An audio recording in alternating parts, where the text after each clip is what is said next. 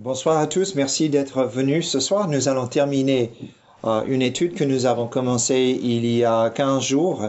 Cette étude, c'est sur Marc chapitre 13 et nous sommes en train d'étudier, de regarder ce que Jésus a enseigné concernant la chute de Jérusalem quand les Romains sont venus l'année 70 entourer la ville et prendre en captivité les Juifs qui étaient dans la ville.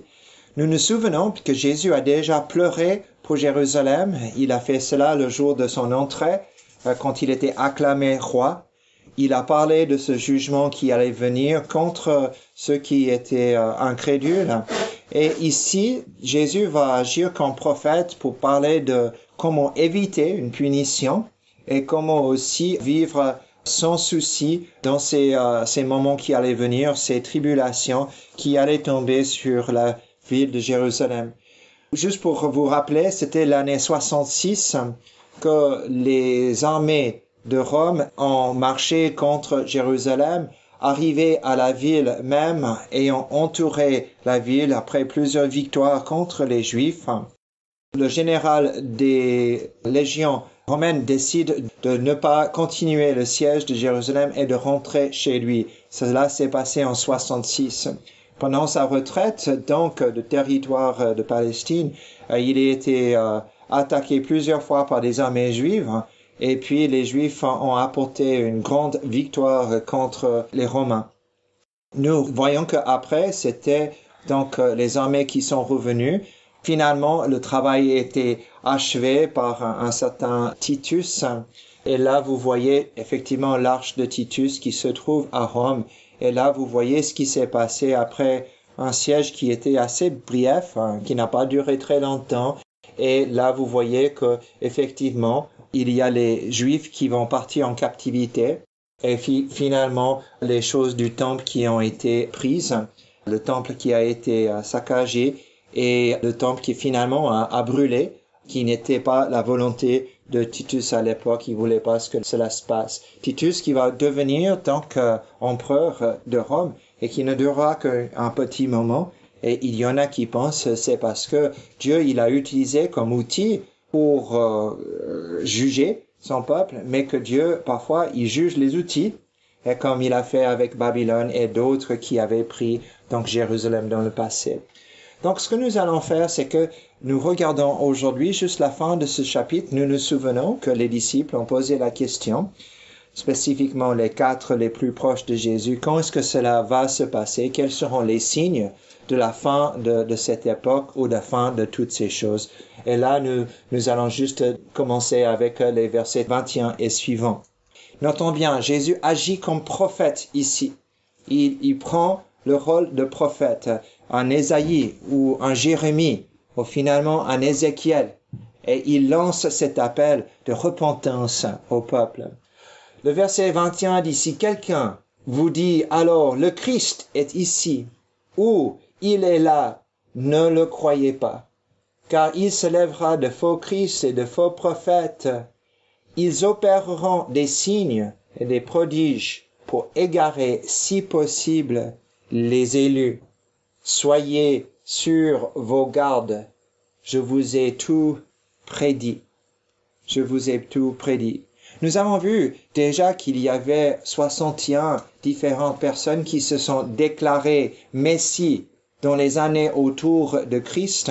Et ici, nous voyons que Jésus continue en disant qu'il y en a qui vont venir et qui vont faire des signes, opérer des signes et des prodiges avec le but d'égarer les élus, c'est-à-dire ceux qui avaient mis leur foi en Christ. Je crois que là, il est en train de parler des Juifs qui acceptent la parole de Christ, qui acceptent cet évangile, qui ont été baptisés par lui, et qu'il y aurait des gens qui vont venir avec le nom du Messie pour égarer le peuple.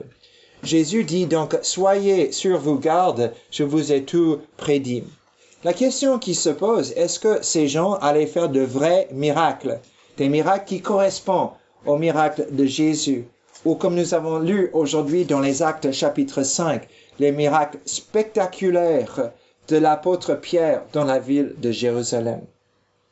Une des difficultés que j'ai avec ce passage, c'est le fait que les apôtres on parlait souvent du fait que leurs signes montraient, les miracles qu'ils faisaient étaient des signes que le royaume de Dieu était venu et qui étaient des miracles qui affirmaient leur message. Vous vous souvenez de cela, par exemple, dans les Hébreux chapitre 1, qui dit que ce message a été confirmé par les miracles qu'y avaient fait les apôtres. Nous nous souvenons aussi que Jésus lui-même a dit aux pharisiens qui ne croyaient pas en lui, « Si vous ne croyez pas à mes paroles que je suis, croyez à cause des signes que je vous ai donnés, à cause des miracles qu'on avait donnés. » Et nous voyons que, par exemple, quand Pierre et Jean ont guéri le paralytique dans les Actes chapitre 3, que les dirigeants des Juifs ne pouvaient pas contredire le fait que cet homme avait été guéri, et donc ils ne pouvaient pas contredire Pierre et Jean dans leur témoignage. Je crois, et peut-être à tort, mais là je vous dis ce que je crois. Je crois qu'il y a des messies qui sont venus faire des prodiges, mais qui étaient des faux prodiges, qui étaient des faux miracles. C'était pour séduire le peuple, et ce n'était pas de vraies guérisons. Aujourd'hui, vous voyez cela ou vous entendez cela, des gens qui enlèvent des tumeurs du corps avec leurs mains comme cela, ou qui vous font cracher toutes sortes de choses qui sont des maladies à l'intérieur de vous, et vous dites que vous êtes guéri. En tout cas, je crois que si ces personnes faisaient de vrais miracles, comment est-ce qu'on saurait si leur message venait de Dieu ou pas? Bon, on pourrait dire, dans l'Ancien Testament, il y avait une condition qu'un prophète ne devait seulement pouvoir dire l'avenir avec exactitude, mais ne devait jamais égarer le peuple de Dieu. Et donc peut-être, si ce sont des gens qui font de vrais signes, donc peut-être il fallait plutôt écouter le message pour savoir si ça correspondait à l'évangile. En tout cas, il faut rester vigilant. Il faut rester vigilant. Et c'est ceci que Jésus dit, c'est la seule manière de ne pas s'égarer. Vous pouvez imaginer que les armées de Rome viennent à Jérusalem. On cherche le salut. Et quelqu'un vient pour dire, je vais délivrer le peuple. Et peut-être il fait un miracle. Faux ou vrai, mais ça semble être véridique. Il fait un miracle et vous dites, s'il peut faire cela, je peux mettre ma confiance en lui. Jésus dit, attention. Il faut mettre sa confiance seulement dans le Christ. Bon, quels sont les faux messies d'aujourd'hui? C'est pas très souvent des gens qui promettent de nous guérir, mais ça peut être notre connaissance. On va se sauver par notre technologie, par la science, par notre esprit optimiste, par notre gouvernement, par nos armées, par notre propre force, par notre propre intelligence. On va se sauver nous-mêmes. Bon, attention à toutes ces choses qui promettent de vous sauver, mais c'est vraiment le Christ Jésus qui est le seul qui puisse faire cela. Les versets 24 à 25. Mais dans ces jours, après cette tribulation, le soleil s'obscurcira, la lune ne donnera plus sa clarté, les étoiles tomberont du ciel, et les puissants qui sont dans les cieux seront ébranlés. Dans ces jours, quand les faux messies viennent, et comme je vous ai dit, 61 faux messies sont venus avant et après Jésus. Dans ces jours est considéré par certains comme une phrase de transition. Maintenant, je vais vous parler de la fin des temps. Je vais vous parler de ce moment où Jésus va revenir, ressusciter et juger. Donc c'est des gens qui pensent que dans ces jours veut dire cela. Après cette tribulation, donc, parle d'une suite. Et il y a certaines personnes qui pensent que Jésus parle de la fin du monde. Donc après l'année 2000, évidemment. Après la destruction de Jérusalem. Donc 2000 ans après, peut-être on est en train de dire, Jésus est en train de dire, maintenant, après avoir parlé de la destruction de Jérusalem, je veux vous parler de la fin du monde. Okay. Mais ce que nous devons voir ici, quand nous regardons ce qui s'est passé, c'est que l'année 70, c'est la fin de Jérusalem. L'année 73, c'est la fin de la rébellion juive. Et là, on marque avec cet événement tragique dont vous vous souvenez, c'est le suicide de 900 Juifs à Masada, qui a terminé donc la révolte des Juifs pour cette fois-ci contre Rome. Ce qui est important à voir, c'est que d'abord, il dit dans ces jours. Alors, de quel jour il parle? Il dit, le soleil s'obscurcira. La lune ne donnera plus sa clarté. Les étoiles tomberont du ciel et les puissances qui sont dans les cieux seront ébranlées. Et ça semble être très clairement la fin du monde. Parce que le soleil continue à briller, les étoiles sont toujours là, nous avons toujours tout ce qui est nécessaire pour planter, pour récolter et tout. Donc évidemment, ici, nous parlons de quelque chose qui va se passer à la fin des temps. Mais attention, vous regardez ici, c'est une citation de l'Ancien Testament. Et regardez, c'est une citation d'Ézéchiel, chapitre 32, les versets 7 à 8. Je cite la Taube. « Lorsque ta lumière sera éteinte, je couvrirai les cieux et j'obscurcirai les étoiles. Je couvrirai le soleil d'une nuée et la lune ne laissera pas luire sa lumière. Tous les luminaires des cieux, je les obscurcirai à cause de toi. Je mettrai des ténèbres sur ton pays. » Oracle du Seigneur Dieu. Bon, évidemment, on parle de quoi? Bon, on parle de la fin du monde. Pourquoi? Parce qu'il dit, il va couvrir les cieux, il va obscurcir les étoiles. Les luminaires des cieux seront éteints. Mais vous savez à qui Dieu parle à travers Ézéchiel ici? Il parle ici de la destruction de l'Égypte. Il parle du fait que les armées de Babylone allaient contre l'Égypte pour les détruire. Et donc, on lit ce passage qui est une punition de Dieu spécifique pour l'Égypte, et on voit le même vocabulaire. J'obscurcirai les étoiles, je couvrirai les cieux, et les luminaires vont arrêter de briller. Et cela, c'est pour l'Égypte. Dans un sens, c'est la lumière est terminée. En anglais, on dirait lights out. Donc, on va éteindre les lumières sur l'Égypte. Dieu termine avec ce peuple et sa rébellion. Je vous donne un autre exemple pour voir cela. Là, j'ai choisi un passage d'Ésaïe chapitre 13, les versets 9 à 10. « Voici que vient le jour du Seigneur. » Donc, jour du Seigneur, ça veut dire un jour de jugement. Implacable est le débordement d'une ardente colère qui va réduire le pays à la désolation et en exterminer les pécheurs. Les étoiles du ciel et leurs constellations ne feront plus briller leur lumière. Dès son lever, le soleil sera obscur et la lune ne donnera plus sa clarté. Bon, là c'est évident, n'est-ce pas? On parle de quoi? On parle de la fin du monde, c'est le soleil qui arrête de briller, les étoiles qui ne seront plus. Mais quand on va dans Ésaïe chapitre 13, comme vous avez fait, on voit quoi? On voit que c'est la destruction de Babylone qui est prédite par le prophète Ésaïe. Bon, ça veut dire que c'est fini pour Babylone. Un jugement viendra contre Babylone, mais on a l'impression que c'est la fin du monde. Les étoiles du ciel et les constellations ne feront plus briller leur lumière. Bon, une dernière fois, je sais que c'est un peu difficile peut-être à suivre, mais je veux que ce soit très clair ici. Regardez Ésaïe chapitre 34, le verset 4. De nouveau, c'est la Taube.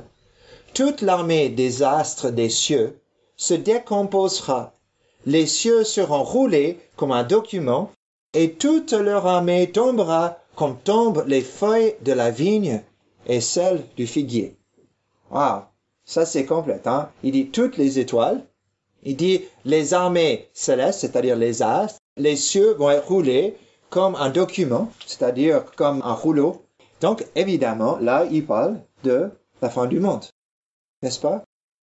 Bon, si vous avez ouvert vos Bibles à Ésaïe chapitre 34, vous voyez que c'est pas ça, c'est la destruction d'Édom. Donc, est-ce que vous commencez à voir ce qui se passe ici? Quand Jésus parle de la destruction de Jérusalem par les Romains, il va aller dans l'Ancien Testament et prend le vocabulaire des prophètes, parce qu'il agit autant que prophète, et il va parler du fait que quelque chose de grandiose va se passer, quelque chose de terrible va se passer, c'est une punition, et pour illustrer cela, il parle de ces luminaires qui vont s'éteindre. Alors, revenons très vite à quelque chose qui est, je veux que ce soit tout à fait clair. Le Seigneur va revenir. Le Seigneur va juger. Le Seigneur donc va ressusciter, il va juger. Il va donner la vie éternelle à tous les enfants de Dieu. Par Christ Jésus, c'est ça qu'il va faire. Et il va punir le mal. Mais je veux juste vous montrer qu'ici, que Jésus reprend un vocabulaire de l'Ancien Testament qui parle de quelque chose de spécifique, une punition contre Jérusalem, incrédule. Et il utilise ces signes des cieux pour montrer que comme Dieu a jugé l'Égypte, comme Dieu a jugé le Babylone, et comme Dieu a jugé l'Édom, il va aussi juger ceux qui n'ont pas accepté le Christ. Juste pour voir, c'est un langage de jugement divin, dit Max Donner dans son commentaire sur Luc 21, un langage de jugement divin, un jugement qui cherche à renverser les injustices. Les étoiles n'allaient pas cesser de briller littéralement, mais c'est un langage prophétique qui dit que c'est Dieu à l'œuvre. Pour les punir, Dieu obscurcit leur soleil. Il fait disparaître leur ciel et renverse les étoiles. Et c'est vraiment ce qu'il va faire. Et c'est ce qui s'est passé avec Israël. L'idée fondamentale ici, c'est des signes dans les cieux et sur la terre communiquent la réaction de la création au Créateur qui entre dans son monde en jugement. Les éléments de la création sont remplis de confusion et de peur parce qu'il apparaît et non parce qu'il va apparaître. Les éléments manifestent la gloire de Dieu. Et ça, c'est B.Z. Murray, théologien baptiste, qui écrit de ce thème. Donc, les théologiens appellent cela une théophanie, c'est-à-dire Dieu se manifeste et la création est basculée. Bon, la suite. Alors, on verra le Fils de l'homme venir sur les nuées avec beaucoup de puissance et de gloire. Venir sur les nuées. De nouveau, Jésus reprend un vocabulaire de l'Ancien Testament. Le psaume 18, les versets 10 à 11. Dieu déplia les cieux et descendit un épais nuage sous les pieds. Sur le char du chérubin, il s'envola, planant sur les ailes du vent. Quand Dieu vient en jugement, il vient sur les nuées. Il vient dans un chariot de guerre pour juger les ennemis de son peuple. Et donc, quand on parle de Dieu qui vient dans les cieux et Dieu qui vient sur les nuées, on est en train de parler d'un jugement que Dieu va effectuer. On peut voir la même chose dans Ésaïe chapitre 19, le verset 1. Tenez-vous avec moi, ok? Ésaïe 19, le verset 1. Proclamation sur l'Égypte. C'est Dieu qui parle. Voici le Seigneur monte sur un nuage rapide. Il vient en Égypte. Les idoles de l'Égypte tremblent devant lui, et le courage de l'Égypte fond dans ses entrailles. Notons bien, quand Dieu vient en jugement, il dit clairement ici, il vient sur un nuage rapide.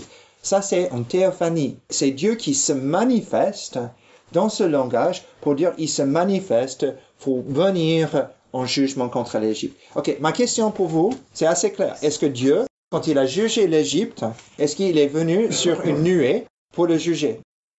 Littéralement. Oh non, Dieu n'a pas besoin de nuée pour se déplacer. Il n'a pas besoin de chariot pour se déplacer. Il se déplace comme il désire. Mais c'est l'image ici que nous avons de celui qui vient en jugement. Juste une autre chose, Daniel chapitre 7, pour vous montrer que ce n'est pas dans un seul endroit. C'est fascinant, hein, comment Jésus utilise les prophètes de l'Ancien Testament pour communiquer ses messages à ses disciples qui connaissaient bien les prophètes. Ils connaissent bien. Daniel 7, 13. Et voici que sur les nuées du ciel arriva comme un fils d'homme. Il s'avança vers l'Ancien des jours et on le fit approcher de lui. On lui donna la domination, l'honneur et la royauté. Et tous les peuples des nations et les hommes de toutes les langues le servirent.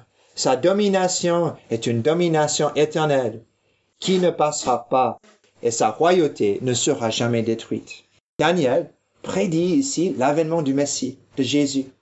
Il sera le Fils de l'homme qui arrive sur des nuées des cieux pour recevoir le pouvoir au-dessus de toutes choses. C'est pour cela, quand Jésus était devant le Sanhédrin, et il parle de qui il est, bon, ici dans Marc chapitre 14, le verset 62, Jésus répondit, « Je suis le Christ, je suis le Messie. » et vous verrez le Fils de l'homme assis à la droite du Tout-Puissant et venant avec les nuées du ciel.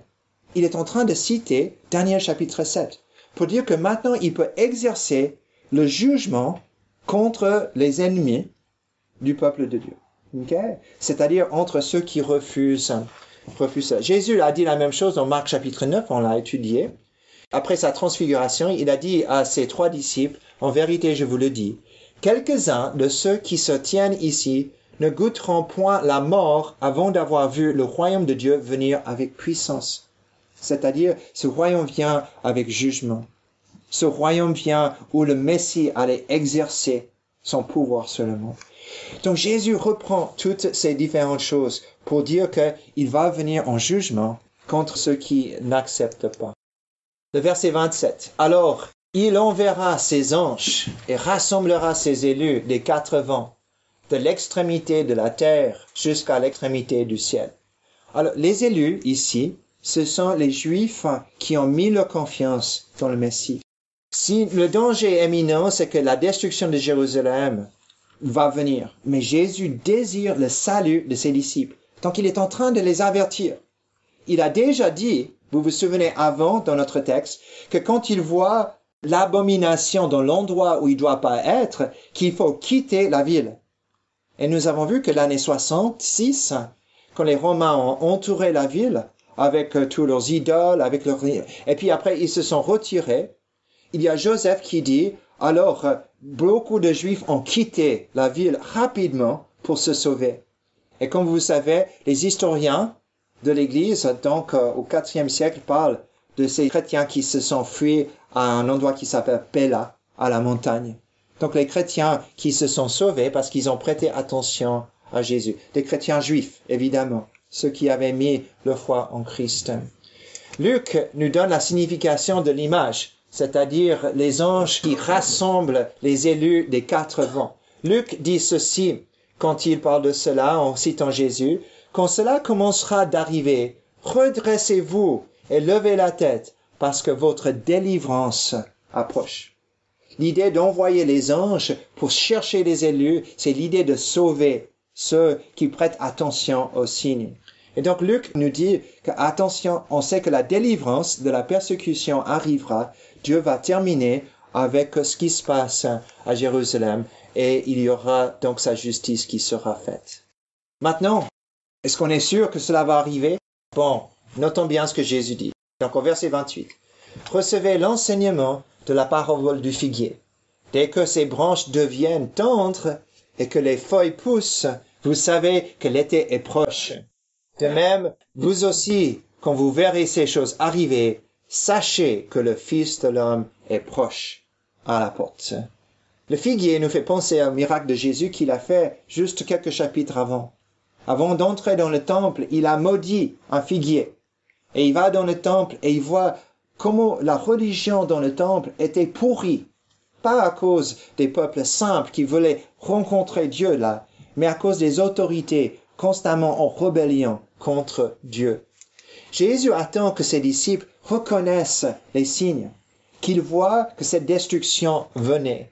Et Eusèbe, dans son histoire de l'Église, a écrit que les chrétiens étaient partis pour les montagnes à Pella, spécifiquement pour se sauver des armées romaines, parce qu'ils ont pu reconnaître les signes de l'époque. Jésus finit en disant, en vérité, je vous le dis, cette génération ne passera point, que tout cela n'arrive.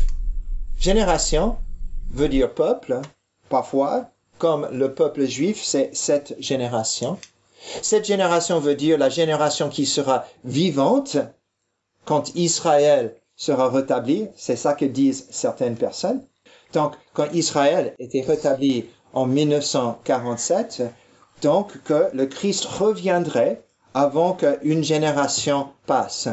Et juste pour que vous sachiez, une génération est considérée de 40 ans dans les Écritures. Dans la plupart des livres qui sont écrits dans les années 60, quand j'ai commencé à m'intéresser à toutes ces différentes choses, ils ont dit donc que ça allait se passer avant 1987, 1987. Les livres le décrivaient clairement, disaient cela. Depuis ce moment-là, bien sûr, on dit plus 1987 parce que Jésus n'est pas revenu, malheureusement en 1987, il n'est pas revenu. Et donc, on a redéfini ce que c'est qu'une génération. Une génération est 100 ans maintenant pour plusieurs personnes. Mais dans les Écritures, ça, on ne voit pas. Ça n'existe pas. Mais si on regarde Jésus qui dit, je vous le dis, donc à ses 4 disciples, je vous le dis, cette génération, c'est-à-dire cette génération de Juifs qui sont là, cette génération, vous, mes disciples, ne passera point que tout cela n'arrive. Jésus parle de quelque chose qui va se passer prochainement. Si Jésus raconte cela, disons vers l'année 30, si la destruction de Jérusalem, comme nous savons, a eu lieu l'année 70, nous sommes vraiment dans cette idée de génération qui n'est pas encore passée, que cela arrive, 40 ans. Vous voyez un peu plus ce que Jésus dit dans Marc chapitre 8, le verset 12, quand il parle de génération. Jésus soupira profondément en son esprit et dit, « Pourquoi cette génération demande-t-elle un signe ? En vérité, je vous le dis, il ne sera pas donné de signe à cette génération. » Il est en train de parler de ceux qui sont là, ceux qui écoutent son message, mais qui ont un cœur dur. En effet, quiconque aura honte de moi et de mes paroles au milieu de cette génération adultère et pécheresse, le Fils de l'homme aussi aura honte de lui quand il viendra dans la gloire de son Père avec les saints anges. Marc 8, 38. Donc quand Jésus parle de cette génération, il est en train de parler de ses frères juifs qui n'étaient pas attentifs à son message et qui l'ont refusé. Juste pour finir avec cette idée, dans Marc 9, 19, Jésus dit « race incrédule ». Ça veut dire le mot « génération incrédule ». « Jusqu'à quand serai-je avec vous? Jusqu'à quand vous supporterai-je » 19, on a déjà lu. Génération donc signifie les contemporains de Jésus, utilisés principalement quand Jésus leur adresse un critique, quand il dit génération. Voilà, 31, le ciel et la terre passeront, mais mes paroles ne passeront pas. Le but ici n'est pas de parler d'une dissolution éventuelle du ciel et la terre, même si cela est une possibilité quand nous lisons les Écritures et on comprend quand Jésus reviendra, mais c'est plutôt pour assurer les apôtres que ce que Jésus a prononcé aura lieu. Il n'y a rien qui va empêcher que ce jugement vienne. C'est comme Dieu dans l'Ancien Testament, il fait appel à la terre et à la mer d'être ses témoins des jugements qu'il prononce. De la même façon, c'est ce qui se passe là. Pour ce qui est du jour où l'heure, personne ne le connaît. Pas même les anges dans le ciel, pas même le Fils, mais le Père seul. Prenez garde, veillez et priez, car vous ne savez quand sera le moment. Bon, si on peut reconnaître les signes que cela va se passer, comme le figuier qui vient, on ne peut pas décrire ou prédire le moment de la fin. N'oubliez pas que les chrétiens, comme j'ai dit, ont quitté Jérusalem 4 ans avant sa chute. 4 ans. Donc c'était pas le jour près. Mais ils étaient pressés parce que Jésus a dit, quand vous voyez cela, n'entrez pas dans vos maisons. Allez directement dans les montagnes. La solution est simple, veillez et prêtez attention aux paroles de Christ. Tout cela nous sert donc de témoignage, de bien écouter le Christ. Il en sera comme d'un homme qui part en voyage, laisse sa maison, donne pouvoir à ses serviteurs, à chacun sa tâche, et commande au portier de veiller. Veillez donc, car vous ne savez quand viendra le maître de la maison. Le soir, au milieu de la nuit, ou au chant du coq, ou le matin, craignez qu'il n'arrive à l'improviste et ne vous trouve endormis. Ce que je vous dis, je le dis à tous, veillez. Ce que je vous dis aux disciples, je dis à tous, c'est-à-dire ceux qui sont en dehors des 4 qui écoutent son message. Il dit veillez. Bon, comment est-ce qu'il pouvait se préparer pour l'avènement du Christ? Bon, Jésus raconte des paraboles dans Matthieu 25 qui parlent de ce besoin d'être prêt quand il revient, d'accomplir le ministère. Pour les apôtres, c'était d'accomplir fidèlement le ministère que Jésus leur a donné. C'est comme cela qu'ils allaient être prêts pour cela. Pour nous, pour préparer, c'est d'être vigilants sur nos comportements, d'être vigilants sur notre foi. C'est d'être vigilants, de persévérer jusqu'à la fin, parce que Jésus, il reviendra. Comme exhortation finale, Parce qu'il y a des gens qui me disent, mais Brady, si tu penses vraiment sur ça, ce passage ne nous dit rien. Et je dis, au contraire, au contraire. Jésus est un prophète par excellence. Tout ce qu'il a dit est arrivé. Et si tel est le cas de Jésus, toutes les autres choses qu'il a dit, au niveau de jugement et de résurrection, toutes ces choses vont se passer comme il a dit. Nous ne devons pas oublier les instructions de Jésus. Veillez, priez, prêtez attention à la séduction. Ne pas craindre, prendre garde à soi-même. Nous vivons dans une génération aujourd'hui où ces paroles sont applicables, où il faut veiller. Il y a tellement de messages que nous entendons aujourd'hui qui essaient de nous séduire. Mais nous devons prêter attention à ce que Jésus a dit. Aux paroles de Jésus, il faut prêter attention à ça et partager ces paroles avec nos amis. Comme le jugement est tombé sur Jérusalem incrédule, de la même façon, le Christ reviendra pour ressusciter les morts, pour juger le monde. Est-ce que nous serons prêts? Est-ce que nos amis seront prêts? Et donc, quand les occasions se présentent, nous partageons notre foi. Nous partageons le fait que nous ne sommes pas seulement des êtres matériels, mais nous sommes spirituels. Et qu'il y a un jour une vie qui continue dans la résurrection avec le Christ. Et ça, c'est le message que nous apportons aux autres. C'est comme Pierre a dit, défendez la raison de l'espérance que vous avez. Et même si ce passage ne parle pas de la fin du monde futur, le monde finira un jour. Ce monde, comme nous vivons maintenant, finira. Le monde sera racheté. Le monde sera changé. Les êtres humains aussi. Il y en a qui vont ressusciter à la vie éternelle, d'autres à la mort. Et nous devons mettre toute notre confiance en celui qui est éternel. C'est le message que nous apprenons aussi pour nous aujourd'hui. Je vous remercie de votre patience en regardant ces différentes choses. Mais c'est fascinant ce que Jésus partage et l'exactitude de toutes les choses qu'il a dit, en parlant du fait qu'il va revenir et juger les nations.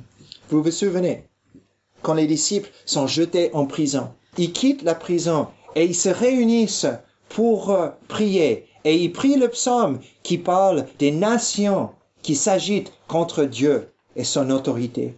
Et Jésus, dans ce passage, montre clairement qu'il est le roi, qui vient pour régner et qu'il a reçu toute autorité et tout pouvoir pour le faire. Et ça, c'est la fin.